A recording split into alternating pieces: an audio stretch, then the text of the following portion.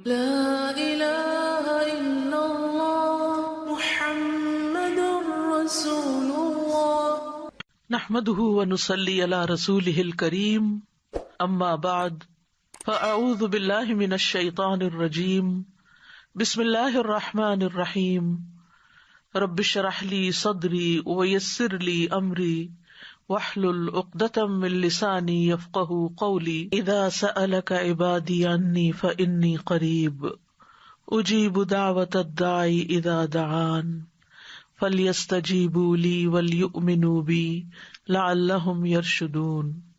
اور جب میرے بندے آپ سے میرے بارے میں سوال کریں تو کہہ دیجئے بے شک میں قریب ہوں، میں پکارنے والے کی پکار کا جواب دیتا ہوں۔ جب وہ مجھے پکارے تو ان کو چاہیے کہ وہ بھی میرا حکم مانیں اور مجھ پر ایمان رکھیں تاکہ وہ ہدایت پا جائیں۔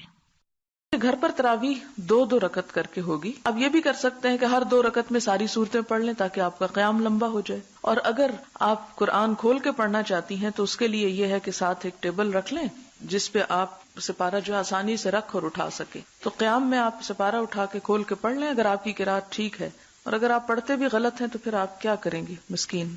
تو اس صورت میں تو فائدہ کو خاص نہیں ہوگا، اس لیے کوشش کریں کہ آپ وہی صورتیں پڑھیں جو آپ کو اچھی طرح آتی ہوں، اور کوشش کریں کہ آپ اپنی زندگی کا کچھ وقت لگائیں کہ آپ اس بات کو اچھی طرح سیکھ سکیں۔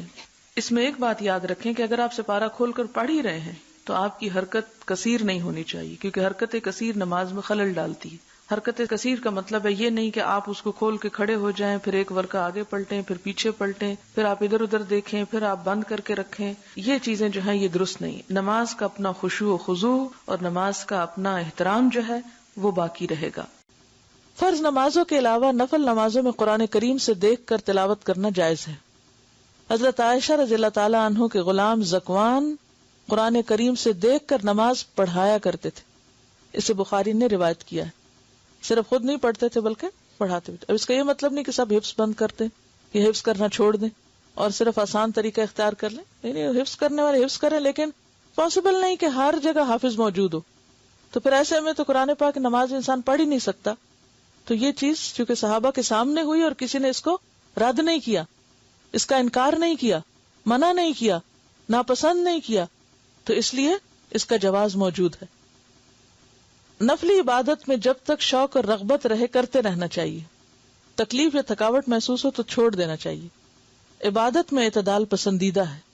حضرت انس رضی اللہ عنہ کہتے ہیں رسول اللہ صلی اللہ علیہ وسلم نے فرمایا، نفل نماز اپنی طبیعت کی خوشی اور شوق کے مطابق پڑھو، جب طبیعت تھک جائے تو بیٹھ جاؤ، یعنی پھر بیٹھ کے بھی پڑھ سکتے ہیں یا پھر تھوڑا بریک بھی لے سکتے ہیں۔ اسے بخاری اور مسلم نے روایت کیا۔ آپ نے دیکھا ہوگا کہ شروع کے 1-2 دن مشکل ہوتے ہیں، پھر مزہ آنے لگتا ہے۔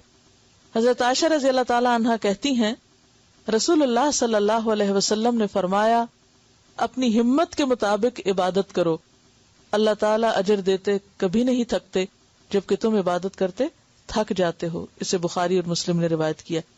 یعنی جو کام شروع کرو پھر اس کو نبھاتے بھی جاؤ، ایسا نہیں کہ کبھی تو بہت زیادہ کر لیا اور کبھی بالکل بھی نہ کیا۔ فرض نمازیں بھی چھوڑ دی رمضان کے بعد۔ حضرت عبداللہ بن عمرو بن عاص کہتے ہیں رسول اللہ صلی اللہ علیہ وسلم نے فرمایا، اے عبداللہ، تم فلاں آدمی کی طرح نہ ہو جانا جو رات کو عبادت کے لیے اٹھا کرتا تھا پھر اس نے اٹھنا چھوڑ دیا۔ اسے بخاری اور مسلم نے روایت کیا ہے۔ یعنی خواہ تھوڑی عبادت ہو لیکن کیا پسندیدہ ہے۔ وآخر دعوانا ان الحمد للہ رب العالمین، سبحانک اللہم وبحمدک، اشہد ان لا الہ الا انت، استغفرک واتوب الیک۔ السلام علیکم ورحمۃ اللہ وبرکاتہ۔